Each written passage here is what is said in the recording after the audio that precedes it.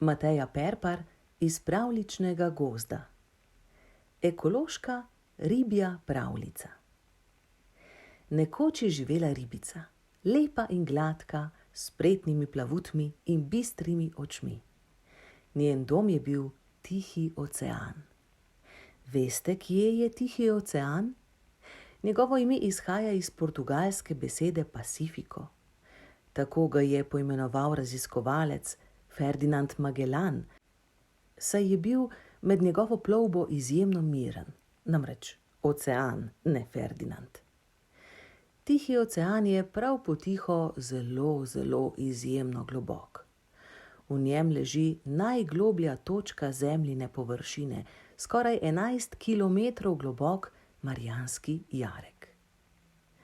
Čeprav je ocean tih, se oglaša s šumenjem valov. Ti se včasih nežno zlivajo čez kamenčke, da se sliši, kakor bi v vodi zvonili zvončki, drugič pa spet razpenjeni, bučeče treskajo ob visoke skale. Ampak nazaj k naši prijateljici, ribi, dajmo ji najprej ime. Kako ji bo ime? Bibi. Bibi je torej živela v Tihem oceanu, pravzaprav na njegovem robu, v koralnem morju blizu obale Avstralije. Njen dom je bil globok in prostran, poln čudovitih morskih bitij. Tu so bile različne alge, morske trave, cevkarji in korale, pa seveda sestrične ribice vseh velikosti, od najmanjših gobijev oziroma glavočev in rib metuljčic, pa do velikih nevarnih morskih psov z belimi, črnimi in srebrnimi smrčki, v katerih so se lesketali ostri čekani.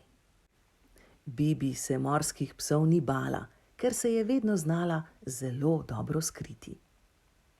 Zadnje čase pa je Bibi opazila, da se z oceanom in njegovimi prebivalci nekaj dogaja. Vodne poti, na katerih je včasih srečevala trume prijateljev, so postajale čedalje bolj samotne. Barvite korale so začenjale bledeti, rakci so se zakopali globoko v pesek. Morje je neprestano kovinsko bučalo od velikega števila močnih motorjev, ki so rezali njegovo površino, in v njem so plavale mreže, pločevinke in vrečke, koliko vrečk.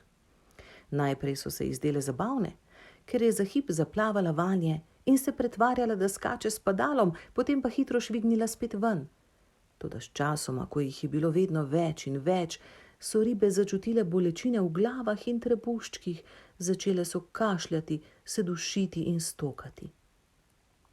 Nekega dne se je Bibi podala na sprehod in srečala sestrično metuljčico, ki jo je mučil hud kašelj. Zakaj pa kašljaš, ljuba moja? Jo je vprašala. Vse ribe se namreč med seboj nagovarjajo z ljuba moja. V prsih me stiska in v želočku mi je slabo, je zastokala sestrična. Ojej, je sočustvovala Bibi, to pa ni prijetno. Ne, in ne morem spati, je tožila mala metuljčica. Podnevi bučijo motorji, da sem čisto nemirna, ponoči pa šelestijo vrečke, ki zadevajo druga ob drugo. Ves čas imam občutek, da me duši. Bibi je bila zelo sočutna ribica. Sočuten pomeni, da občutiš to, kar čuti tvoj sogovornik. Sklenila je, da bo toliko časa čistila, dokler ne bo ocean spet bister, voda prosojna in v veselje vsem malim in srednjim in velikim ribicam, delfinom, kitom, morskim psom, rakcem, školjkam, koralam, hobotnicam, in lotila se je dela. Od enega prebivalca do drugega je plavala, vsem sporočala svoj namen in jih vabila, naj se ji pridružijo. Ocean se razprostira daleč v vse smeri, srečni pljuskajo valovi in po soli zrak diši.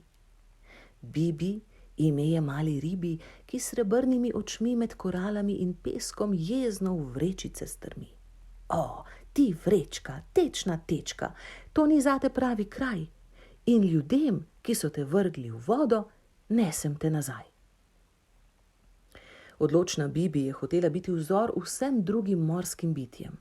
Pred seboj je zagledala raztrgano in nemarno morsko vrečko, ki je lebdela v vodi. Toda Ko jo je s plavutko poskušala prijeti, da bi z njo odplavala do obale in jo tam pustila na pesku, je vrečka nenadoma oživela, divje zašuštela, vrtinčasto zaplesala in besno zapela. Jaz sem vrečka plastična, popolnoma fantastična, v morju bom večno plavala, saj uničiti se me ne da. Zunaj sem poslikana, malo sem prešpikana, kdor z mano ima opraviti, ne more me prebaviti, ne moreš me pojesti, raztrgati, zagrebsti. Če želite me ujemite, vrzite me na odpad, a kakor koga pride druga, vrečke ima vsak človek rad. Vrečka ni imela nobenega namena končati na odpadu.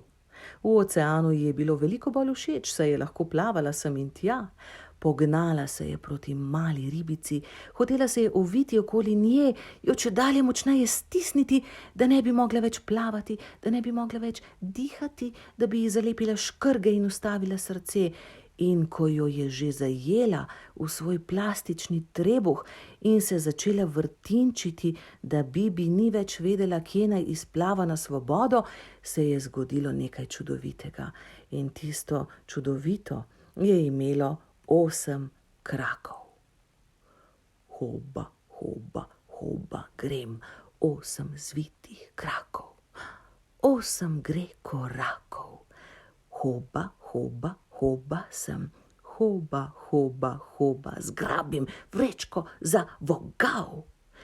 In pocukam, hoba, hoba, plastično drhal. Hoba, hoba, ti grdoba, ti nesramna smet. Zdaj takoj boš zapustila naš podvodni svet. Hoba, hoba, marš iz vode, vrečka že leti. Hoba, hoba, krak zabriše, plastiko v smeti. Hobotnica je s 3 kraki zgrabila brezobzirno vrečko, da se ni mogla več niti premakniti, z 2 iz nje napravila plastičen vozel in se s preostalimi 3 kraki oprijela deske, na kateri je deskal prikupen mladenič. Ta je debelo pogledal, vendar mu je zapeljivo pomežiknila in se z njim odpeljala do obale. Ob odhodu iz vode mu je izročila vrečko, ki jo je vrgel v zabojnik in zaprl pokrov. Tako. S tem pa zgodbe še ni konec. Vse več morskih prebivalcev se je pridružilo Bibinemu čiščenju morja in kmalu so jim začeli pomagati tudi ljudje. Korale so lovile smeti, ki so plavale po vodi. Ribe in hobotnice so jih nosile na posebne čolne, ki so jih odpeljali do obale in od tam naprej v uničenje. Potapljači so odstranjevali ribiške mreže, da se vanje ne bi zapletala morska bitja. Rakci so odkopavali vse, kar je bilo skrito pod peskom, da so posebne čistilne podmornice lažje očistile morsko dno.